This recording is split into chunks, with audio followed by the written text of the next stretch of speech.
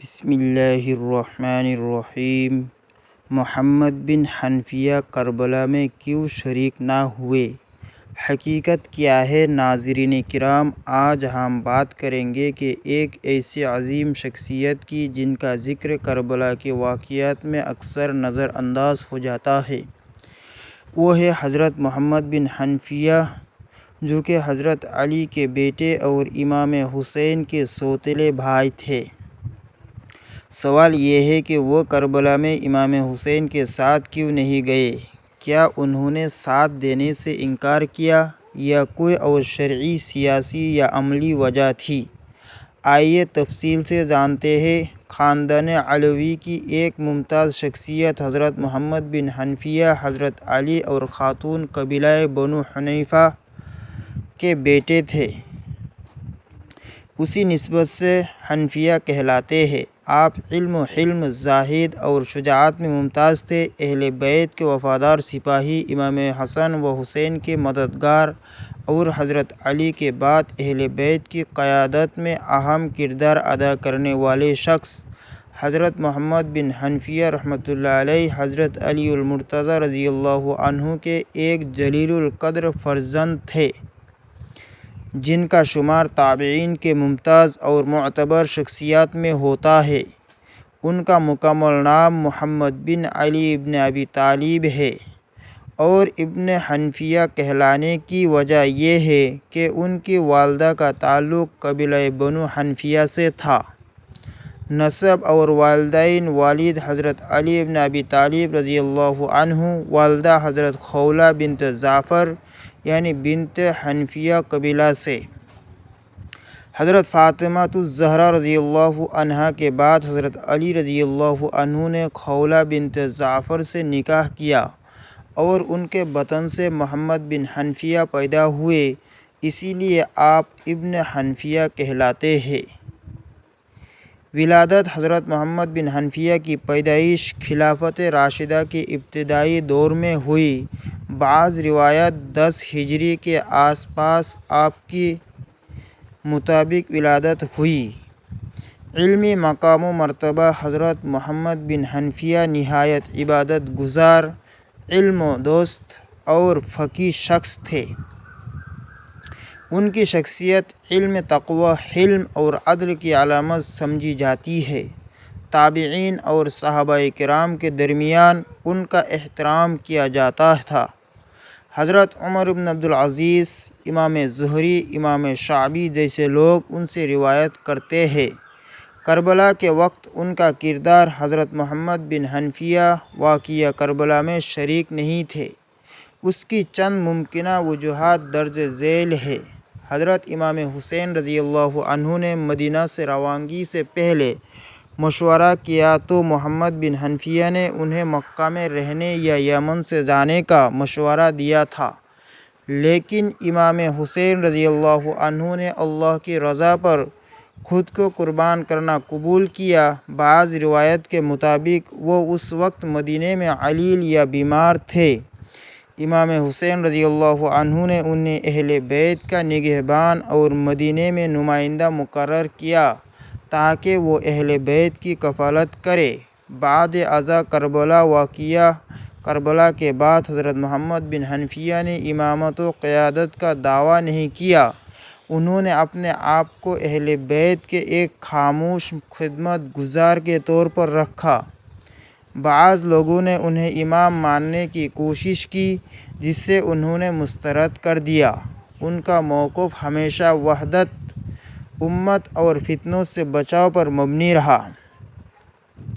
وفات: حضرت محمد بن حنفیہ رحمۃ اللہ علیہ کی وفات 80 یا 81 کے بارے میں مختلف اقوال ہیں، لیکن 80 یا 81 ہجری کے قریب ان کا انتقال ہوا۔ آپ کو مدینہ منورہ میں دفن کیا گیا۔ اہم اوصاف و صفات: تفصیل: تقوی، عبادت گزار، صابر، قناعت پسند، علم، فقیہ اور محدث، اہل بیت کے علوم کے وارث، حلم، ضم گو، صلح جو اور بردبار شخصیت، زہد دنیا سے بے رغبتی، آخرت کی فکر۔ حضرت محمد بن حنفیہ کا مشہور قول میں اہل بیت کے کسی بھی امام کی مخالفت نہیں کروں گا، چاہیے وہ میرا بھائی ہی کیوں نہ ہو۔ کربلا کا پس منظر: جب یزید نے بیعت کا مطالبہ کیا، امام حسین رضی اللہ عنہ نے مکہ کی طرف ہجرت کی، کوفیوں کی دعوت پر روانگی کا ارادہ کیا۔ محمد بن حنفیہ نے امام حسین کو روکا۔ روایت ہے کہ آپ نے فرمایا، اے بھائی، کوفہ والوں پر اعتبار نہ کرنا، یہ وہی لوگ ہیں جنہوں نے ہمارے والد کو دھوکہ دیا، ہمارے بھائی حسن کو چھوڑا اور آپ تمہیں بلا رہے ہیں۔ حضرت امام حسین رضی اللہ عنہ نے فرمایا، میں نے رسول اللہ صلی اللہ علیہ وسلم کی خواب دیکھی ہے اور میرا فرض ہے کہ میں اپنی جان قربان کروں۔ میں ظلم و فساد کے خلاف آواز بلند کروں گا۔ محمد بن حنفیہ کا کردار: یہ بات درست ہے کہ وہ امام حسین رضی اللہ عنہ کے ساتھ کوفہ نہیں گئے، لیکن یہ انکار یا غداری نہیں تھی، بلکہ اہل مدینہ کی حفاظت اور اہل بیت کے دیگر افراد کی سرپرستی ان کے ذمہ لگائی گئی۔ امام حسین رضی اللہ عنہ نے خود فرمایا، اے بھائی، تم مدینہ میں رہو اور ہمارے اہل و عیال کا خیال رکھو۔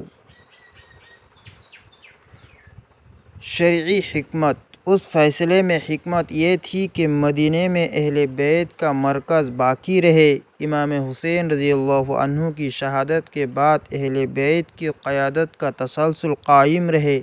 ایک طاقتور اور قابل بھروسہ شخصیت اہل بیت کے تحفظ پر مامور ہو۔